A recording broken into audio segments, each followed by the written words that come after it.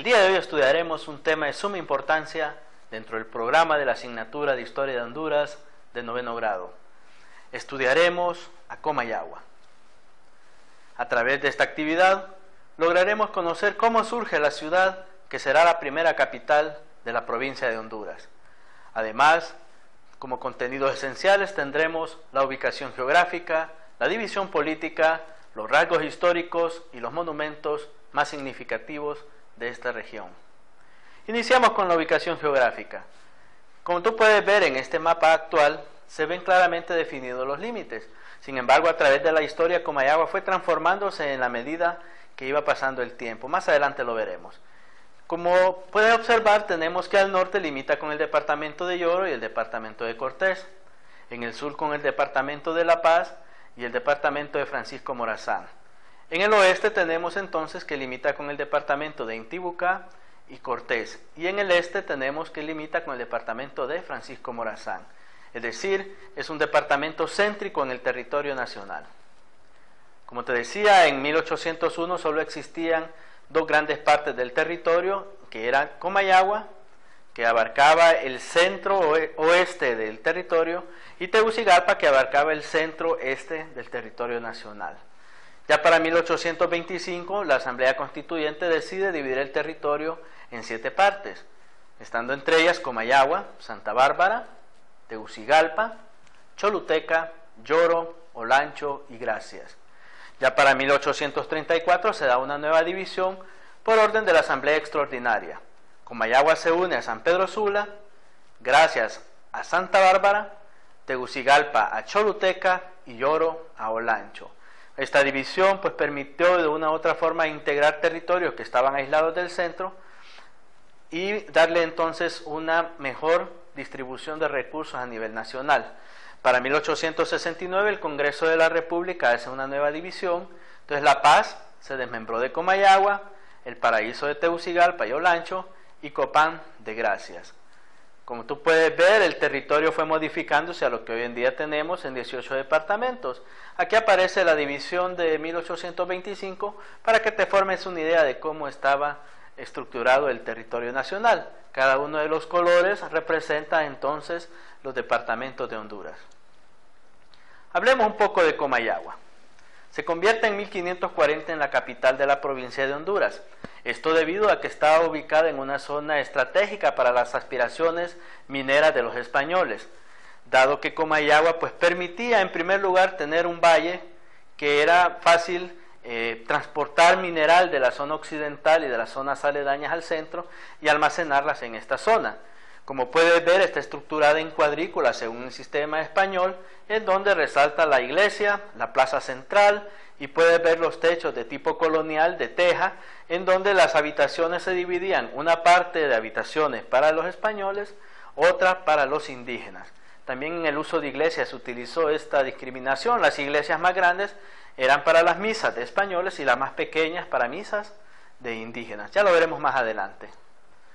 En el año de 1557, mediante decreto real, se le da el título de ciudad, y es así entonces que se convierte con su respectivo escudo, que lo puedes ir, en una de las grandes ciudades de la Nueva España.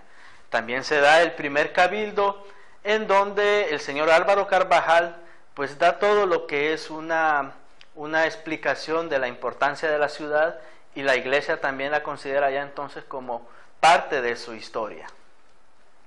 En 1957 se da un cabildo municipal. Tú lo puedes ver ahí, este edificio todavía sigue en pie en la ciudad de Comayagua. Tenemos luego la fundación de la Casa Real de 1538 a 1741. Pues esta Casa Real no era otra cosa más que un lugar donde se depositaba el mineral precioso, es decir, una zona muy resguardada y que servía como sede monetaria de lo que era la provincia de Honduras. Ahí lastimosamente el edificio ya está en ruinas, pero se ha tratado de mantener en pie, pero era uno de los monumentos más importantes porque ahí estaba la riqueza de la provincia. En el caso del año 1561 se traslada la sede del Obispado de Honduras de Trujillo a Comayagua, debido a la importancia de esta ciudad en la actividad minera, con presencia de órdenes religiosas como los franciscanos, mercedarios y dominicos.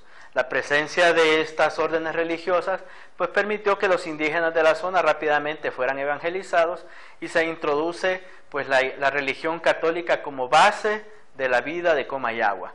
Tú puedes ver ahí, hay una celebración de una misa utilizando los símbolos clásicos de la religión católica, y también hay procesiones que hoy en día pues se convierten en un baluarte de la tradición cultural hondureña y que tiene mucho prestigio a nivel nacional. Ahí, por ejemplo, puedes ver las alfombras o las procesiones que se hacen especialmente en Semana Santa. En 1974 y 1804, el Comayagua sufre dos grandes terremotos que destruyen prácticamente la mayor parte de su infraestructura, ya que estaba construida de adobe, un material bastante liviano y que no aguanta mucha presión. Sin embargo, algunos monumentos se mantienen en pie. Es así entonces que en 1827 Justo Mía llega a la ciudad y la incendia. Y con esto pues termina de darle el golpe de gracia a algunos monumentos, pero otros por suerte quedan en pie. Tenemos algunos eventos históricos que se han dado en Comayagua, el caso del derrocamiento de Dionisio de Herrera por parte de José Manuel Arce, que lo destituye del gobierno, y también la ascensión a jefatura de Estado de Francisco Morazán dentro de la Federación Centroamericana. Veamos algunos elementos del patrimonio histórico. Tenemos en primer lugar la Catedral de la Inmaculada Concepción, que es el símbolo principal de las iglesias coloniales, y aquí podrás ver entonces que esta era más utilizada por los españoles que por los indígenas.